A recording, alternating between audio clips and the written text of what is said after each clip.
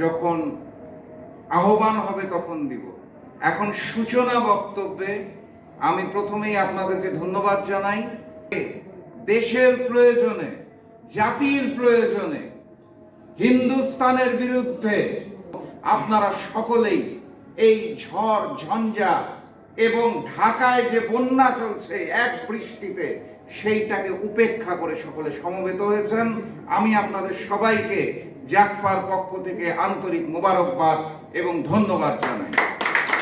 সাংবাদিক সাথী এবং বন্ধুগণ, আমাদের এই স্পৃহাটা, এই আন্দোলনটা, এই সংগ্রামটা, এই শপথটাকেই ধারণ করতে হবে। বন্যা হোক, খরা হোক, দেশের যখন ডাক আসবে, মায়ের যখন ডাক আসবে, তখন সকলে একত্রিত হতে হবে।